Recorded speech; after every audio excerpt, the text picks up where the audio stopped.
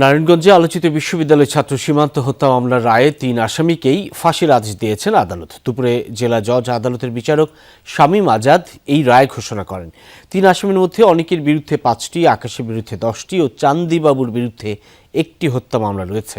মামলায় বলা হয় ২০২৪ সালে ১২ ডিসেম্বর সকালে বিশ্ববিদ্যালয়ে যাওয়ার সময় দেওভোগের মিন্নত আলী সাহেবের মাজারের সামনে তাকে ছুরিকাঘাত করে ছিনতাইকারীরা। এ সময় তার কাছ থেকে মোবাইল ফোন ও ১,৮০০ টাকা নিয়ে যায় তারা। গুরুতর আহত অবস্থায় ঢাকা মেডিকেলে নেওয়া হলে ১৪ ডিসেম্বর রাতে চিকিৎসাধীন অবস্থায় তার মৃত্যু হয়। পরে এই ঘটনায় মামলা করে পরিবার। ফাঁসির রায়ে সন্তোষ প্রকাশ করে দ্রুত তা বাস্তবায়নের দাবি জানান নিহত সীমান্তের বাবা।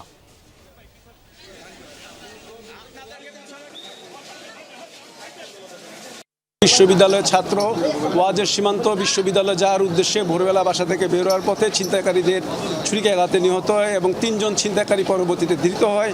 তারা 164-এ তাদের দোষ স্বীকার করে। রায়টা দ্রুত হয়ে গেছে গা।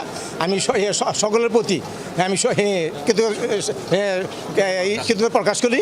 আমি আশা করবো এইটা যাতে উচ্চ আদালতে দ্রুত শেষ হয়ে যায়।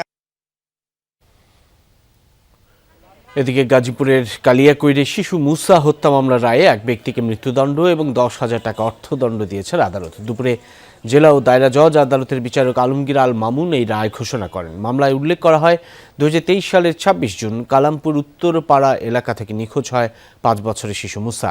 নিখোঁজের পরদিন প্রতিবেশী শাহজাহানের বাড়ি থেকে তার মরদেহ উদ্ধার করা হয়। এই ঘটনায় মুসার বাবা একটি হত্যা মামলা করেন। পরে বিচারিক প্রক্রিয়া ও সাক্ষ্য প্রমাণ পর্যালোচনা করে আসামির বিরুদ্ধে অভিযোগ প্রমাণিত হয় তাকে ফাঁসির আদেশ দেন আদালত। রায় ঘোষণার সময় দণ্ডপ্রাপ্ত আসামিকে আদালতে হাজির করা হয়।